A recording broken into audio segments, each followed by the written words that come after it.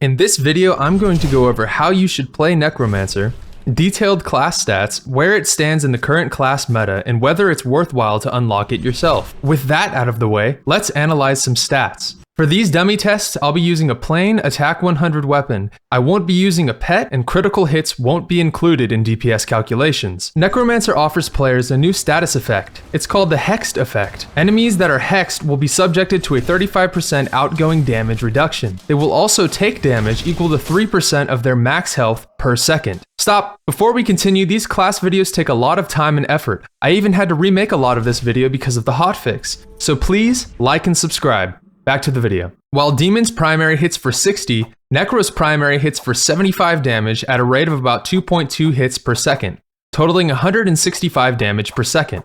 It's automatically aimed if there's an enemy in range, and slightly moves the player forward with each hit. On to Tombstone Rise. Tombstone Rise is a rectangular AoE attack that hits for 200 damage on first contact and 80 damage up to 4 times afterwards. It has a cooldown timer of 5 seconds. Totaling about 104 damage per second. Just like the primary attack, it's automatically aimed. Something to watch out for is that this ability will stop the player from moving. On to Spirit Cavern. Spirit Cavern is a circular AoE attack. Upon hitting enemies, they will be hexed for 3 seconds. This timer refreshes as long as the enemy stands within the cavern. The cavern lasts for 5 seconds, so an enemy could be hexed for a maximum of 8 seconds from this ability. It hits for 450 damage on first contact, then 70 damage up to 5 times afterwards.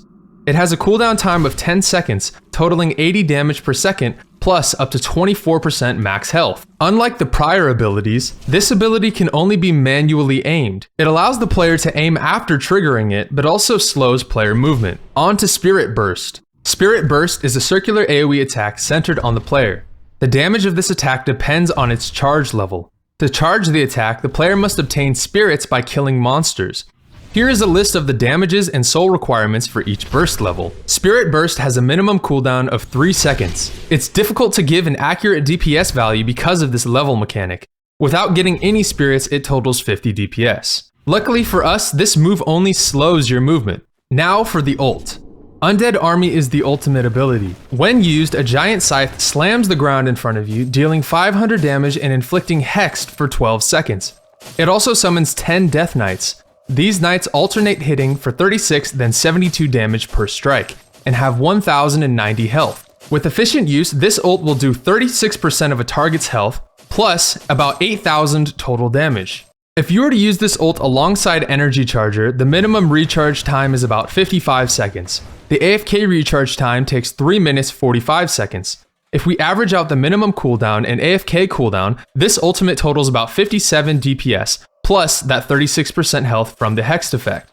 This ult must be manually aimed and stops player movement, so use it with caution. You may notice that the knights induce the Fear Effect on mobs and bosses. This effect seems to only work on some enemies. I think it's likely that the Fear Effect is residual from the devs porting the knights into the Necro class from Dungeon 1.5, meaning this Fear Effect may not be an intentional ability of the knights. Here are some tips on how to play Necromancer. You should always keep reduced movement in mind.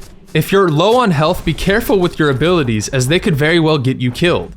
Using Spirit Cavern effectively is crucial for this class. It's your most dependable way to hex enemies and should be prioritized as an opening move. If you're able to hit a group of mobs with it, those mobs will do much less damage, allowing you to attack freely. This is also effective in boss fights. Try to keep bosses hexed as much as possible. Spirit Cavern charge is not like Summoner's Minion charge, which can gain souls from hitting a boss. You can only charge Spirit Cavern by killing things. This makes the move very weak in most boss battles. To take full advantage of Burst, try and use it at levels 2 and 3 against mobs, and at level 4 against bosses.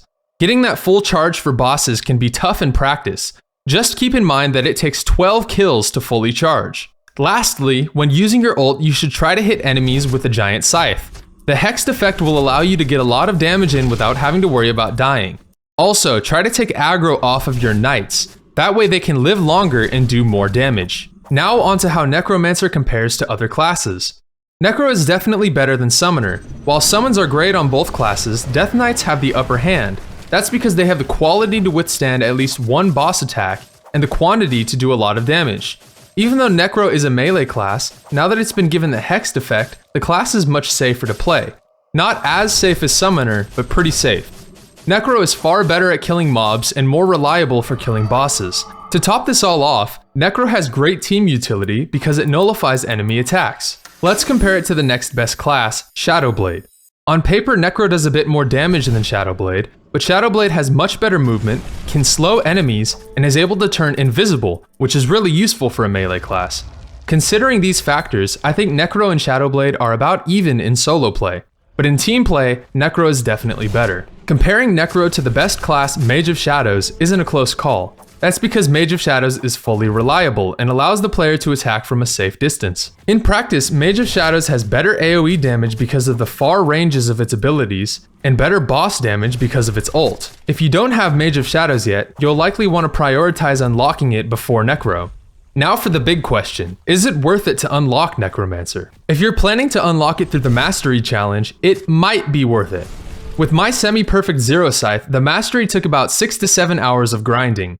If you plan to grind without a Zero Scythe, expect it to take longer. I recently heard a first-hand account of someone spending 12 hours completing the grind with a legendary scythe. If you're planning to buy a Zero Scythe, I suggest you wait. The price of good scythes will drop significantly over the next couple of months as more people grind nightmare dungeons with Demon and Necro. I bought my Zero Scythe but paid way too much for it because I needed it to make this video. Don't be like me, be patient. If you're planning to buy the Necro class with Robux and you don't have Mage of Shadows yet, it's definitely not worth it. You're better off spending your Robux on Mage of Shadows. Mage of Shadows costs the same amount of Robux, is more powerful, and uses staffs, which are plentiful and cheap in the market. Of course, if you already have Mage of Shadows and you're just looking to have some fun, go for it. Necro's a pretty fun class. I'd like to remind everyone that something being worth it to you isn't the same as it being worth it to me. It's up to you to make your own choices. All I can do is give my perspective. Let me know what you think about Necromancer in the comments below. Be sure to like and subscribe, and thanks for watching.